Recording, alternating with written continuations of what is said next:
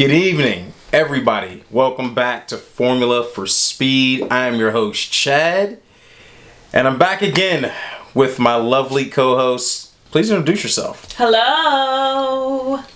What's your name? Babyface. I am the Babyface. The Babyface. Guys, I'm gonna be honest with you. Babyface drugged me on here to talk about this sprint race. Yeah, Babyface. We're going to talk about it, guys. You're being held under duress? Under duress, guys. Really? Under duress. Complete duress. What exactly is the duress? This is the goop. Guys, let me know in the comments. Let me know in the comments how you feel about this sprint race, because I'm going to let you know my thoughts on it. Babyface. Yeah? Are you excited about the sprint race? I'm not super excited. I'm curiously excited. Fair enough. Because I've never seen this. If it happened during my lifetime, I must have been too young to remember. So I'm curiously excited to see what this weekend is going to look like. That's good. That's good. Me personally, guys, I got to be honest with you, because I don't believe in lying to you. I don't like it. I think it's kind of goofy. I don't know if people were bored and they felt pressured to try to shake things up. It just seems like, I don't know, I don't like the idea. So what about it don't you like? I'm gonna explain this. Friday, you're pretty much qualifying for the sprint race Saturday. Mm-hmm. Saturday, and you use 3 tires. Of course, we're in Silverstone, so it's C1, 2, or 3. From what I understand, the hardest of the hard tires for this track. Saturday, you do get a point. The top 3 podiums positions get a point. Yeah. First 3, 2, 1. So if you do well in that race and you go 1 through 3, that's the starting. I think that's the top 3 grade positions. Well, however you finish the sprint race. The sprint race is how Sunday's grid is determined. Here's why I don't like this, guys. It's a 30-minute race, and if there's damage to someone's car, it's probably going to ruin their Sunday's race. How is that different from ruining your car in qualifying? Because qualifying, you see a couple accidents, but not like you do from a race, right? Because a lot of guys in qualifying, and correct me if I'm wrong, guys, when I watch qualifying and practices, guys avoid each other. They go slow, and they hold back to give each other room to go and place well. With a race, you're not going for time so much. You're racing. It's a whole different thing. So I find that interesting that you said that, because in this season, a common theme has been guys being really mad because their qualifying was ruined because someone crashed and qualifying was stopped. So don't you think that having a sprint race on top, in essence, you're getting 2 qualifying opportunities. You get the typical that what we're used to, Q1, Q2, Q3 on Friday. Then you have the sprint race to re-qualify, in essence, for the race. So if someone ruined your Q3 run, you have a chance on Saturday to make that up, to have a better start on Sunday. Wouldn't that mitigate some of the complaints, like what we saw Alonso go about? You know, he was ready to kill Vettel because Vettel's engineer was like, yeah, you're clear, and he wasn't. Well, actually, Vettel didn't crash. No, he didn't, but you know. But you're asking my explanation. I'm going to give it to you guys because I don't like this idea. I do see crashing in qualifying, but it's guys hitting the wall, not so much crashing into each other. When I see crashing in races, an actual Grand Prix, there may be a 4-car pileup, maybe 5-car pileup. And depending on the damage in some of these races, it takes guys a week to get the car back. Now, say if it rains in a sprint race, you have 3 and 4 guys collide, and there is bad damage. Say if it doesn't rain, you still have guys going hard because they want to get a good position for their regular Grand Prix. Say if everybody's attacking the same corner, we've seen multiple races this year and the last year where there's multiple red flags or yellow flags because guys are colliding.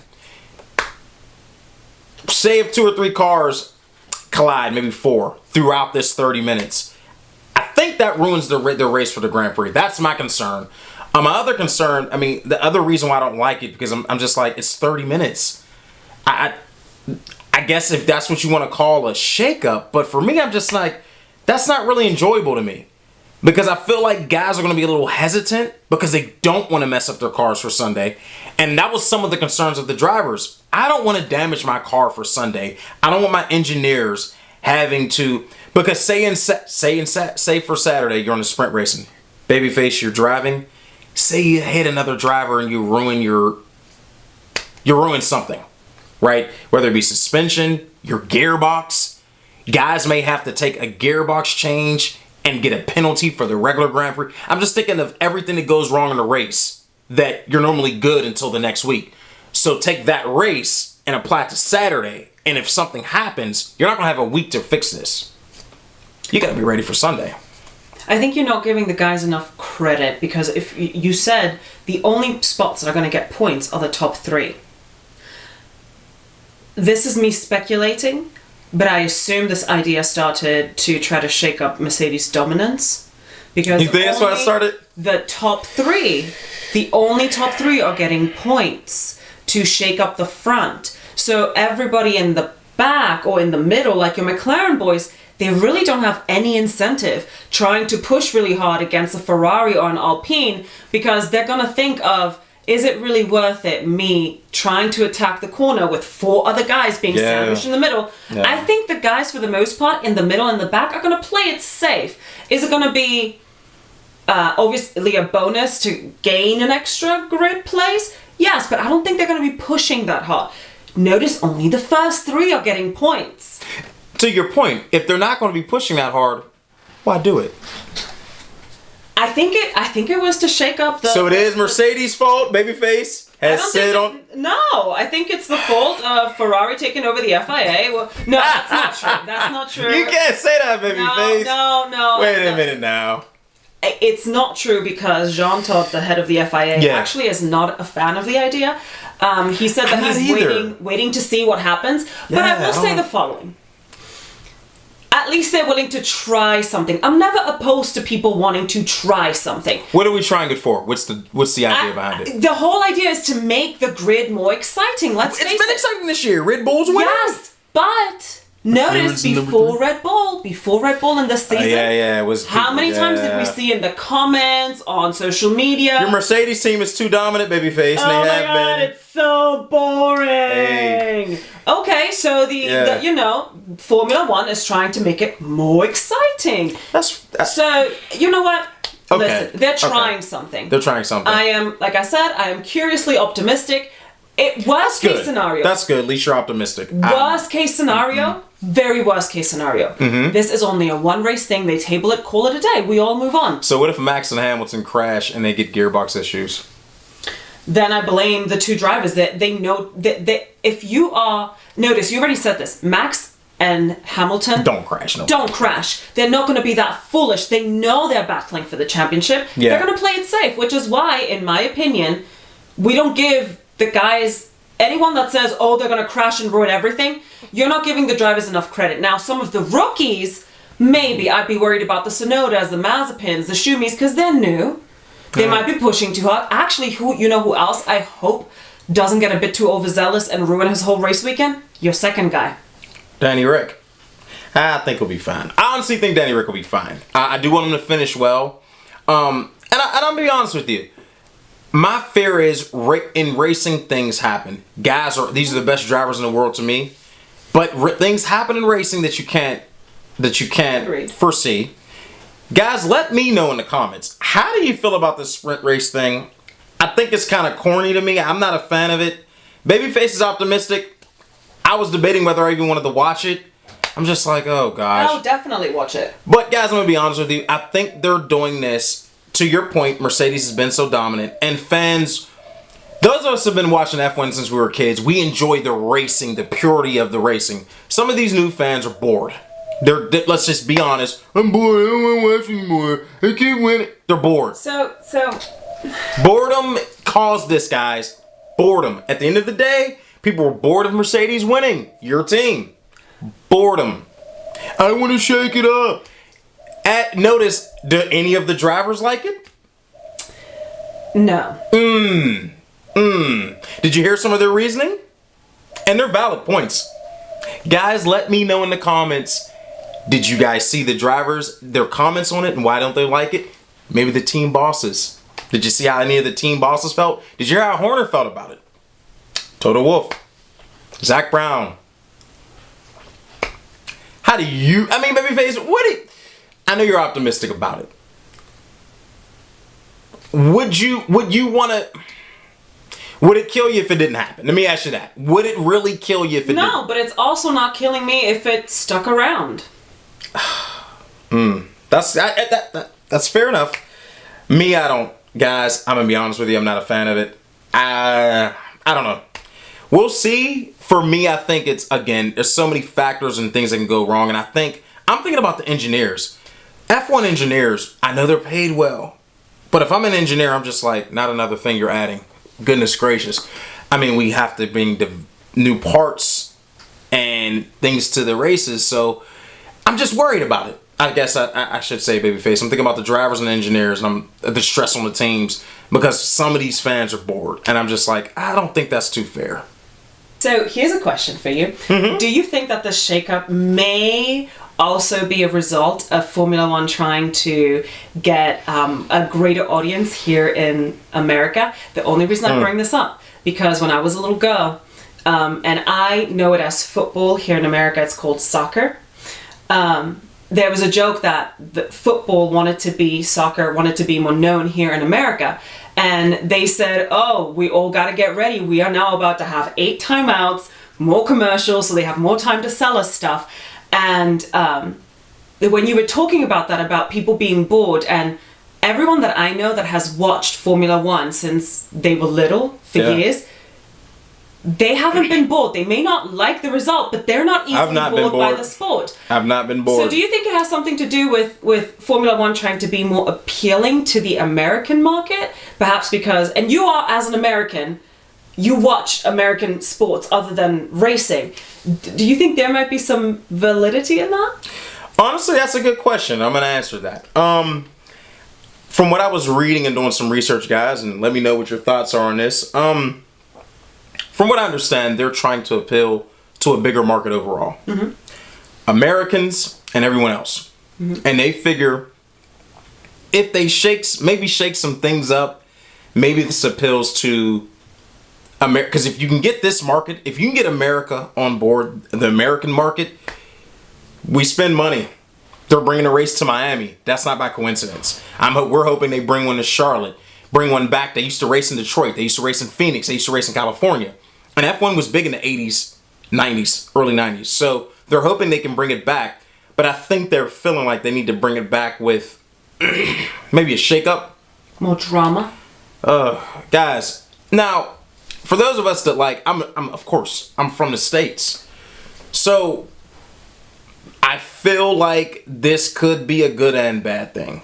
What you don't want to do is start losing or making your core fans like, what are you doing? Like, it's F1. Stop trying. If they're not happy with your current product, which is good, do a couple tweaks here and there. You got more American investors. My thing is, bring more races here. You got Texas, bring it to a city like Miami. Wonderful idea. Whoever thought of that, that was excellent idea. And may I argue that the American audience has the resilience to sit through 90 minutes of racing. How do I know? I hear you mentally asking me. Because I fell asleep when someone invited me to a NASCAR race. Oh boy, babyface. And I knew you were gonna bring it up. Listen to me. I heard the engines roar and I was like, oh, that is so cool because it's loud and you feel the shaking. V8s, yeah. And I was like, oh, that's V8s amazing. are good, yeah. Then I realized they're going to keep going round and round for 4 hours. They break it up in stages. Yeah, that was the only exciting part, the restarting of the engines. But even after the 4th time of doing that, I fell asleep. I was bored out of my mind. So if American audiences can sit through, the ones that are NASCAR fans, can sit through 4 hours of round and round we go, you can handle 90 minutes with turns either way. I'm gonna be honest, that's a fair point. But to be honest, NASCAR, I gotta be honest with you guys, and if you're from the States, you can attest to this. NASCAR has its fans. Mm-hmm. I know a ton of people that don't like NASCAR. To be honest, and to along those same lines, if you continue to bring good quality racing, that it's only 90 minutes, you have excitement, you have drivers that people will like. Something else they could do, if they bring one American driver to the grid, there you go. You start bringing more races here. You got an American team in Haas. Bring up a guy from one of the Indy Series. From the Indy Series. Bring up a guy from the Indy Series. Oh, it has to be from the Indy Series. I don't think a NASCAR driver would know how to handle that call. They said Jimmy Johnson tried it a couple times. A couple NASCAR guys tried it, but you got to realize NASCAR pays those guys really well. Yeah. Sponsorship, and they love NASCAR. There's nothing wrong with that. But if you want to bring it to the States, you want to widen them, and you're doing all of this sprint race and trying these new things to broaden your market, I think there's a way to do it without having to do certain things, right? I really do. Add different tracks. Bring the races to those places where you want the people to watch. Is that fair? Yeah. You want more draw in the United States? Texas is good. Miami's even better to me. Who doesn't go to do more street racing? Do more street circuits. You can do a street circuit back in Detroit, or you could do one in LA. Bring it to big markets. Imagine shutting down some streets in New York. Literally unrealistic, but shutting down parts of New York just to do a street circuit in New York City F1. People will love that. You don't have to, and I think that's a way to do it without compromising the purity of the sport. The integrity. Yeah, the integrity of the sport. Because this 30 minutes, guys are not going to try. I know for a fact the drivers, when I hear F1 drivers saying, I don't want to race this, I'm not enthusiastic about it. Because they already don't want to be out there. They're excited to race on Sunday. They're kind of like, even the team bosses are like, guys, really? We're going to try it. So when I hear the guys that are doing the job don't want to really, they're not excited. For me, I can care less if a fan in anywhere is bored. The guys that actually have to do this don't want to do it. Yeah. The effort won't be there like I like to see in practicing and qualifying. So when I know I'm not going to get the maximum effort, I'm just like, and it's for 30 minutes, I'm like, okay. But to your point, maybe I should be more optimistic. Well, not necessarily be optimistic, because you have a very valuable, what you're saying is correct and right, and you have the right to feel that way. The only thing that I would say is definitely watch it. And the worst case scenario is, it comes around for selected circuits only. They said that. Just to shake up a couple of circuits. Maybe do it for the circuits where it's notoriously difficult to overtake. But just don't mess with Monaco. Don't do it at Monaco. But like other, tracks. It's not Austria. Babyface, they got too much problems. I know, but and I just threw that out there. But be selective of where you feel like, I think they're doing a Suzuka, right? I'm not sure.